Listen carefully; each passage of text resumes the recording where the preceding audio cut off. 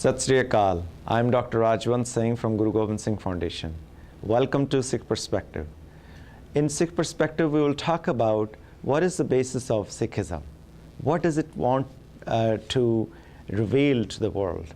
What message Guru Nanak had for entire humanity? Guru Nanak was born in 1469 in northern India, which is now part of Pakistan. Guru Nanak, right from his early childhood, envisioned a society which will be loving and embracing all.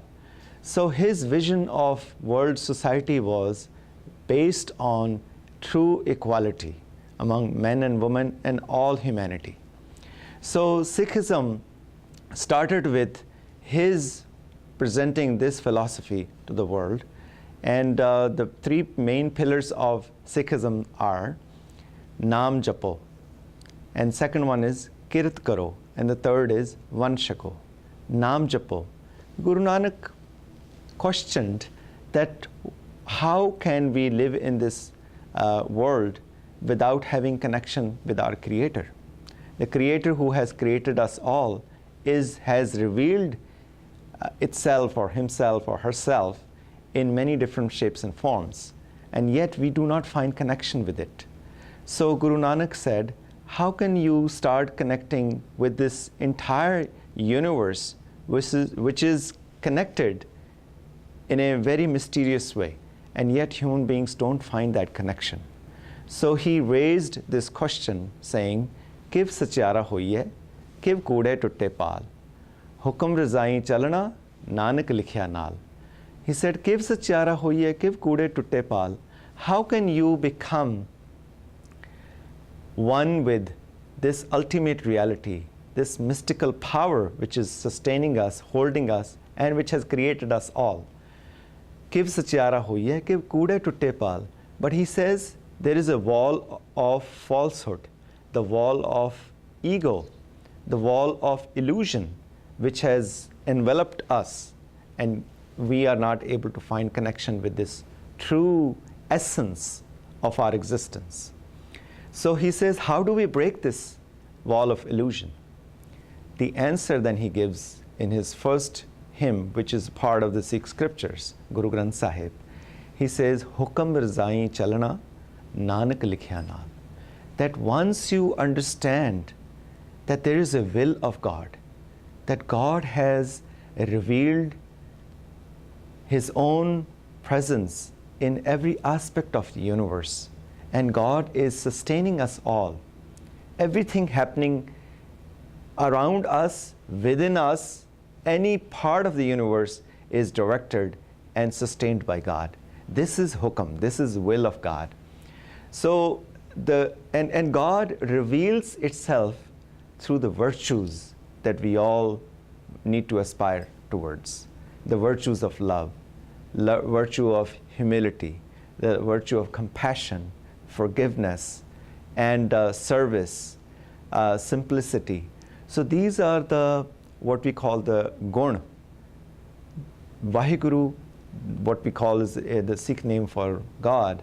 Vaheguru reveals itself through these virtues in humanity. So one needs to practice these virtues to become close to God. So, Hukum Razai Chalana Nanak Likhya Naal. Once you understand that everything is happening according to God's will, and you are part of the greater design of that hukam, the will of God, then there is this breakage of this wall of falsehood that we have within us, and we can find connection with God.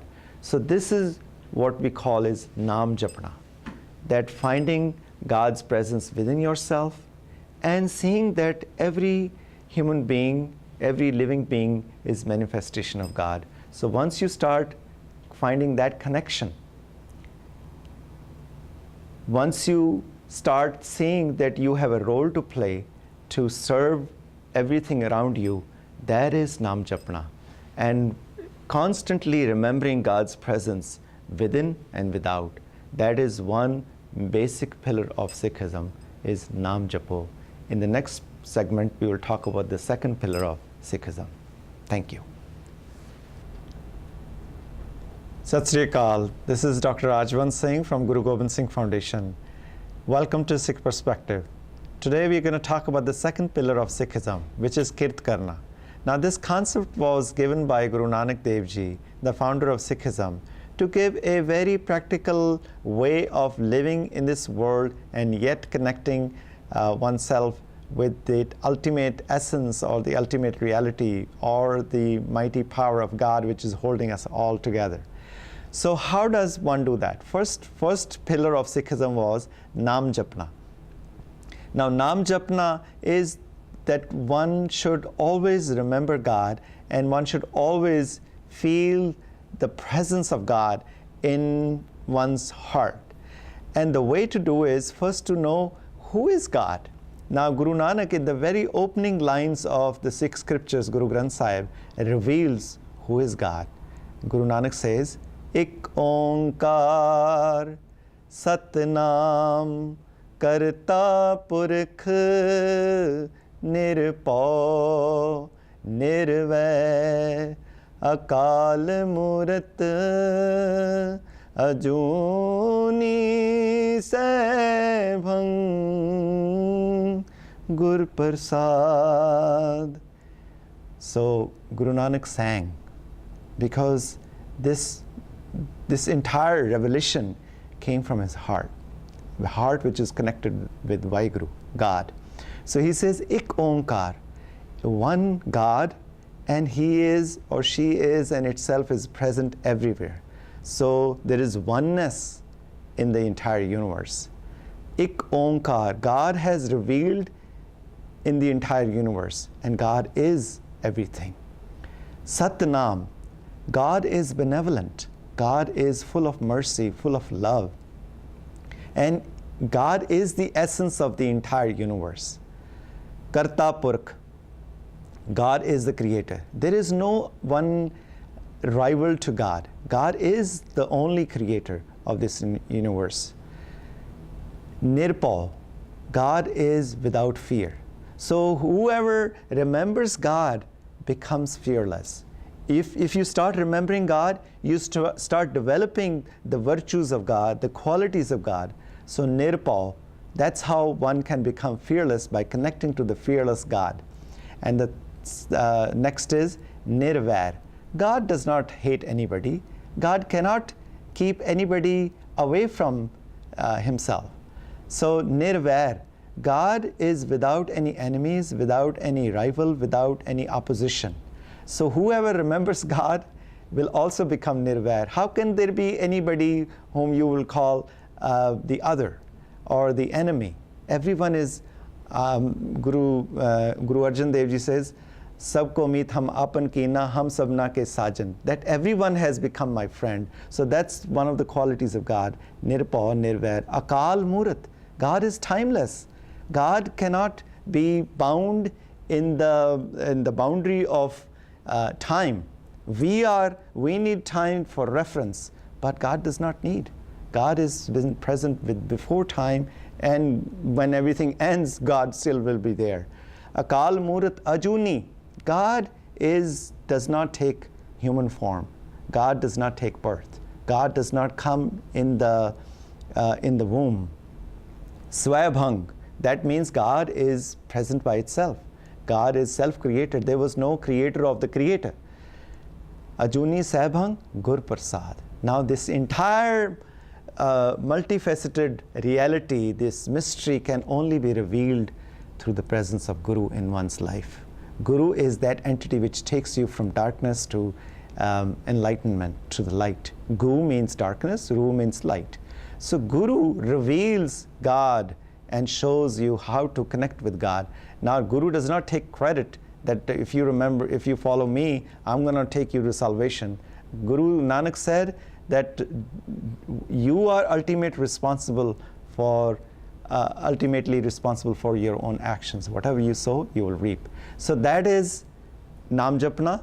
And the second pillar is Kirt Karna. One should be honest in every aspect of life. One should be living by honest means and should not exploit anybody or this earth. So when you invest money, you should always make sure that it is not harmful to others or harmful to Mother Earth. So that is kirt karna, that living, and you should not be a parasite. You should not exploit situation. You should be living by honest means. That is kirt karna. That means engaging in life, living by honest means, and not be dependent on others. Do not beg in life to live in a comfortable life. You should have a comfortable life, but whatever access you have, you should put it to the right use. So that is the second pillar of Sikhism, kirt karna. Thank you. Sat Sri Akal again. And if you have any questions, please contact www.ggsfusa.com or 202-460-0630. Thank you. Sat Sri Akal. This is Dr. Rajwant Singh from Guru Gobind Singh Foundation. Welcome to Sikh Perspective. Today we will be talking about Guru Har Krishan Ji, the 8th Guru of the Sikh faith. He was the son of Guru Har Rai Ji, who was the 7th Guru. Guru Har Krishan Ji was born in 1656, and he became the Guru in 1661. And he was only 5 years old at that time. And this is a very mystical fact of the Sikh history. But some people questioned during his guruship that how can a 5-year-old become the Guru of such a large community and be the leader of a faith community. But there are incidents, there are stories which reveal that how enlightened this soul was, how much love this soul showered on his followers. Guru Har Krishan Ji is known to be the healer in northern India. When he was Guru, many people flocked to see him and have a vision of his personality because he was healing. And this was a very turbulent time in India. Aurangzeb was the emperor at that time, and he had unleashed a reign of suppression of faith and forced conversion. So Guru Har Krishan Ji was a person who was inviting a lot of those souls who were tortured or who were terrorized by the state at that time. There was a story about Raja Jai Singh, who was a king of a small kingdom outside Delhi, who was a devotee of Guru Har Krishan Ji. Aurangzeb wanted to meet Guru Har Krishan Ji because he thought that he could influence this 5-year-old Guru of the Sikhs, and he could bring him under his influence, and that way he can control the growing popularity of Sikh faith at that time. So he invited Guru Har Krishan Ji, but Guru Har Krishan Ji refused his invitation. And Raja Jai Singh, who was a devotee, was asked by Aurangzeb to invite Guru Har Krishan Ji to Delhi. So Guru Har Krishan Ji accepted his request and started from Punjab, where he was in Kiratpur Sahib, a city founded by his grandfather Guru Har Gobind Ji, who was the 6th Guru. So Guru Har Krishan Ji left Punjab